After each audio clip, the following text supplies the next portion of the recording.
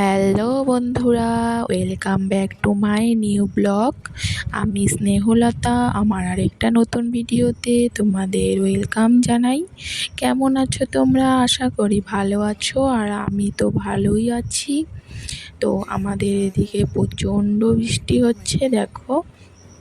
আমি তো সকাল সকাল একদম উঠান টুঠান ঝাড় দিচ্ছিলাম, আর সবটাই তোমাদের সঙ্গে শেয়ার করব। আমি সারাদিনে কি করলাম না করলাম।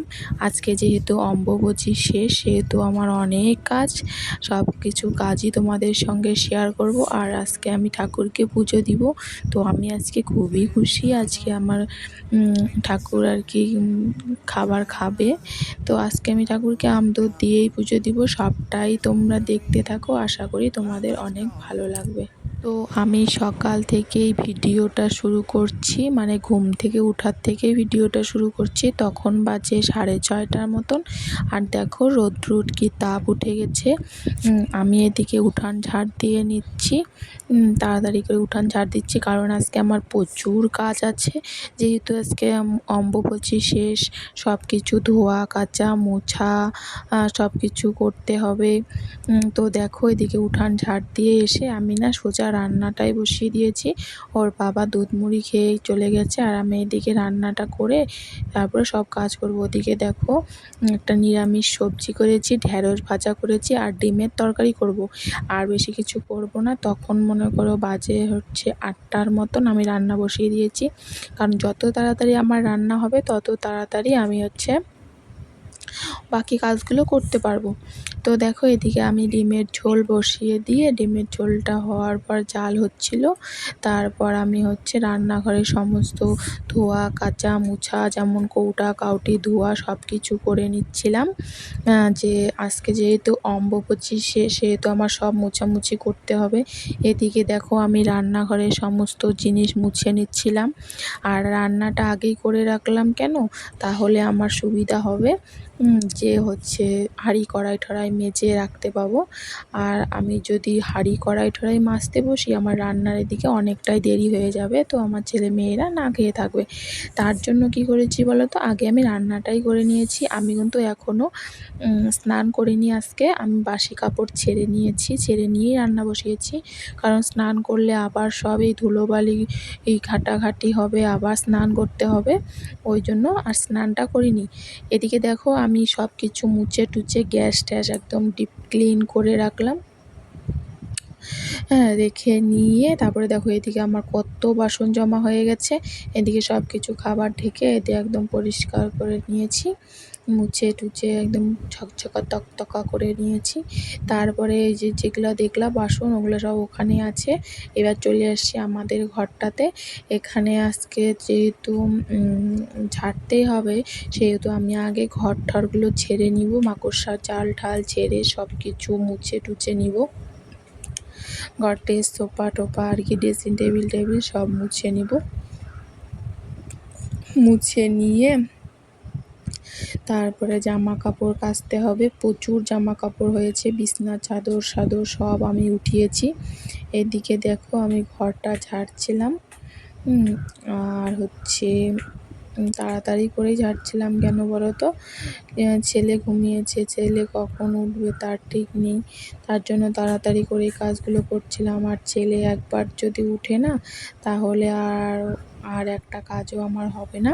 কিন্তু দুঃখের বিষয়, ছেলেকে নিয়েই আমার সব করতে হচ্ছিলো, কারণ ছেলে কিছুক্ষণ পরেই ঘুম থেকে উঠে পড়ছিল। এদিকে দেখো আমি ড্রেসিং টেবিলটাকে ভালোভাবে মুছে নিচ্ছি, আর খাটের দেখো চাদর ঠাদর সব আমি উঠিয়ে নিয়েছি, সব কিছু ধুয়ে দিব জন্য। 3-4 দিন হলো, 4 দিন যেহেতু আমাদের পুজো টুজো হয়নি, সেহেতু ধুয়ে ঠুয়ে নিয়ে সব কিছু করে তারপরেই পুজো করব। আর আজকে আমার মাথায় শ্যাম্পু ট্যাম্পু দিতে হবে, তার জন্য আজকে সব কিছু কাজই করব। তো দেখতে থাকো তোমরা, আশা করি তোমাদের ভালো লাগবে।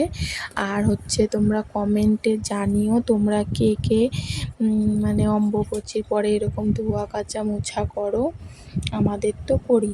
তারপরে দেখো এদিকে আমি সব কিছু ঝেড়ে ঘরটা ঝাড় দিয়ে নিয়ে ঘরটা মুছে নিচ্ছি। ঘরটা মুছে, রান্নাঘরটা মুছে, সব বাসন কুসন আবার কুয়ার পাড়ে নিয়ে এগুলো মাজতে হবে। তো তোমরা আর কি দেখতে থাকো। এদিকে আমি ঘরটা মুছছিলাম, আর ছেলে তো ঘুম থেকে উঠে গেছিলো। ছেলে বাইরে বসেছিল ওর দিদির সঙ্গে। আর ওর দিদির যেহেতু কালকে স্কুল বন্ধ ছিল, যে এটা হচ্ছে শুক্রবারের ভিডিও, তো শুক্রবারে যেহেতু মহরম ছিল, স্কুল ছুটি ছিল, তার জন্যে আর কি স্কুল যায়নি, তো ওর ভাইকে দেখছিল। এদিকে দেখো আমার কত জামা কাপড় বাসন হয়ে গেছে কুয়ার পাড়ে। আমি আর ট্যাঙ্কির জল ব্যবহার করিনি, সোজা মোটরে পাইপ দিয়ে জল নিচ্ছিলাম। এদিকে দেখো কত জামা কাপড় ভিজিয়েছি, সব কিছুগুলো ধুবো মেলবো। তখন বাজে 11টার মতন। তো দেখো 11টা বাজতে আমার তারা 12টার সময় ছেলে ভাত খাবে, এবার ছেলেকে খাওয়াতে হবে। আমি যদি এদিকে সবগুলো কাজ ফেলে রাখি তাহলে আমি এগুলো কখন করব বলো। আর এত পরিমাণে গরম কি বলবো, কিন্তু কারেন্টটা ছিল জন্যে একটু হয়েছে, না হলে তো কুয়ার থেকে জল তুলতে হতো। আর কারেন্ট ছিল জন্যে আমি মোটরের জলই ব্যবহার করতে পারছি।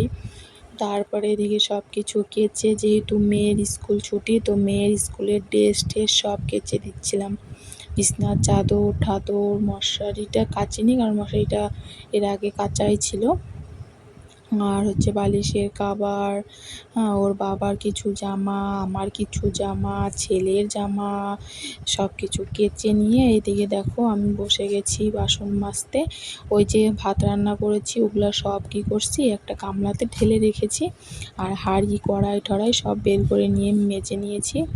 তারপরে দেখো এদিকে আমি ঠাকুরের সব কিছু ক্লিন করে নিয়ে ধোয়া মোছা করে একদম ঘরের যত কিছু আর কি ঠাকুরের নেকড়া টেকড়া কাপড় সব ধুয়ে দিয়েছি। ধুয়ে দিয়ে মুছে টুছে ঠাকুর পূজা করতে বসে গিয়েছি। আজকে ঠাকুরকে আম দুধ আর নটকো দিয়ে পুজো দিব।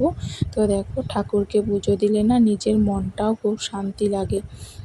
এই কদিন আমি পুজো দিইনি, আমার খুব খারাপ লাগছিল।